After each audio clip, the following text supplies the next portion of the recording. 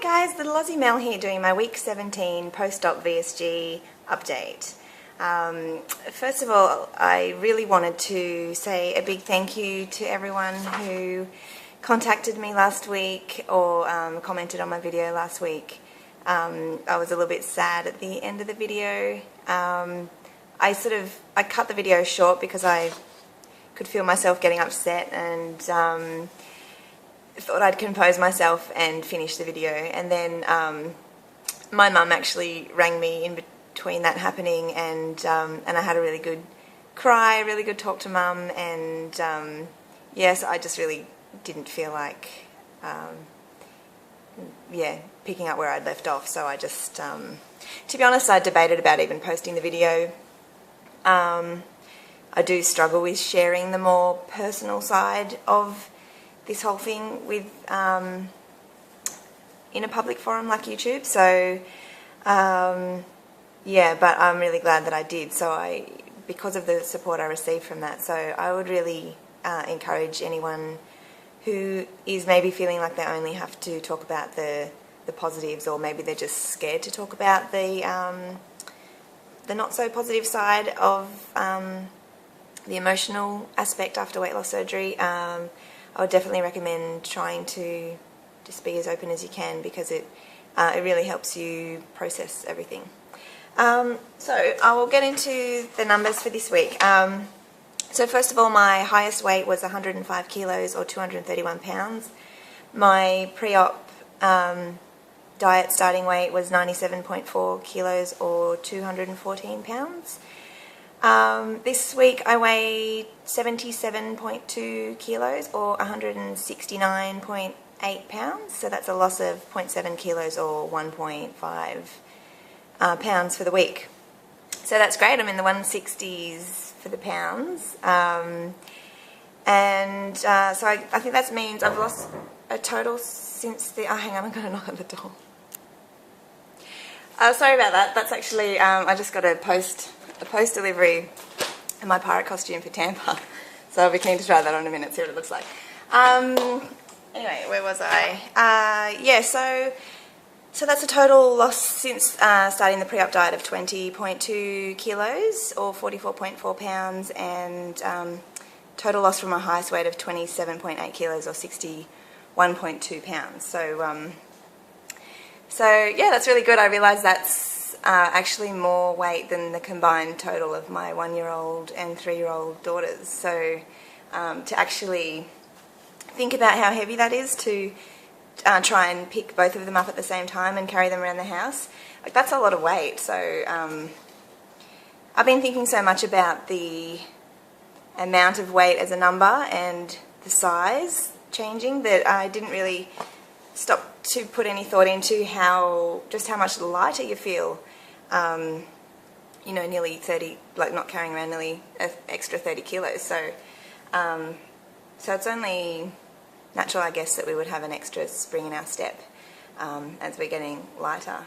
I do have my goal weight. My nutritionist set me a goal weight of 75 kilos, which is 165 pounds, but so I'm only like 6 and a bit pounds or 2.2 kilos away from that goal, and I know that I'm not ready to stop there. I've still got a lot of fat to lose, all over, so I'll definitely still be going on. And I originally set my goal weight for myself of 65 kilos, which is 143 pounds. I'm 163 centimetres tall or 5'4" or 5'3". So I've been thinking lately that even like 65 kilos sort of just gets me into the normal range, and I think I originally set that goal because like even that seemed sort of like impossible. I really didn't. It's not that I thought I wasn't going to get there, but it just kind of felt like I was picking a number that didn't even seem possible. So so now that I kind of know that I can get to whatever weight I really want to choose, I'm sort of been thinking a bit more about, well, where will I actually want to finish. I may even try to get down as low as 59 kilos, which is 130 pounds.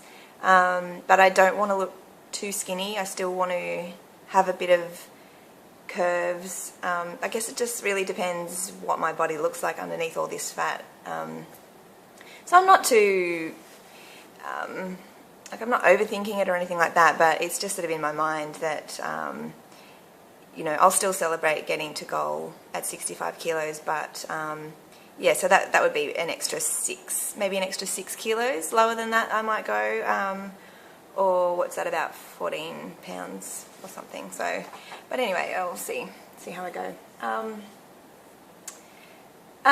Yeah, last week I had some blood tests done, and it came back that I was really iron deficient. I had been taking the recommended vitamins and everything after surgery, and when I looked at the iron component in that, there was only about 9 milligrams of iron in the daily supplement, but the doctor wants me taking like at least 100 milligrams, even up to 300 milligrams of iron a day to try and get back on top of that. So there is the risk of taking extra iron that yeah, it can cause constipation and all sorts of stuff like that. So so I've just started on like a 120 milligram supplement of iron this week, and I really focused on making sure I was getting fibre in as much as I could with, you know, any meal where possible, and so I haven't had any issues with that. So I guess I'll get my bloods redone in a couple of months and see if that lower dosage is enough to kind of get me back to where I need to be with the iron. I was going to do a food haul, like an Australian food haul video, and I ended up just kind of cheating and doing a photo album on my Facebook page of all the stuff that I generally tend to buy each week. So I'll put a link to that below. And yeah, I think Kay asked about if I like commented on the album to sort of talk about the amounts of food that I eat. So I guess even like 17 weeks out, I'm still really only able to eat between 1/4 cup and 1/2 cup of food at any one time, and just depends what the food is as to how much I can eat. Like 1/2 cup of food, I'm really full.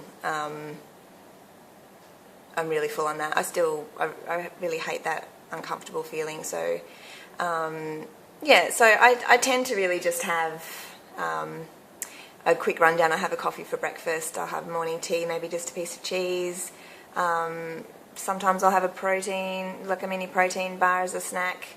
Lunch I might have like a tiny wrap, like a normal small wrap that I'd make for my daughter. I would just make it half for me, with maybe chicken and coleslaw or just salad. And dinner I tend to have fish and veggies or some kind of meat and veggies. I'm in a bit of a food rut. I eat a lot of yogurt too, a lot of chobani to get the protein in. Yeah, but if you've got any questions about that, feel free to ask me. And I am on MyFitnessPal, but I'm not very good with tracking.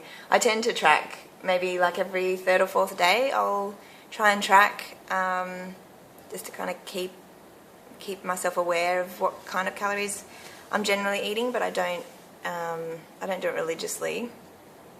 But I have been thinking, I've had like a lower weight loss for 2 weeks in a row now, so I did think maybe this week I should do a whole week of tracking just to make sure that I'm not slipping up, and that's why my weight loss is slowing. But it could just also be because I'm down to, you know, in the 160s. Maybe it's just going to be slower from here, but anyway, we'll see. What else? Shout out today to, let me just check her name, Aussie Lisa's VSG journey. Lisa in Melbourne. She's probably coming out of surgery right now. It's like 9:15 Monday morning here now, and I think she said she was booked in at 7:30 for her surgery. So she's probably being monitored in the ICU, and yeah, I'm so excited for her. It's funny because Lisa was actually one of the first Aussies, like other Aussies I found on YouTube before I discovered, like even before I discovered Sarah Harry Jericho Girl or Big V. So and it just felt like, I remember just thinking she had so long to wait for her surgery, and then like all of a sudden her day is here. So I'm so excited for you, and feel free to get in touch with me if you have any questions like early on, and I hope you have a speedy recovery. I think that's it for today. So thank you everybody again for all your support. It just means the world to me, all the friendships I've made, and I really hope that I can that I give back as much as I receive. And I'll see you all next week. Bye.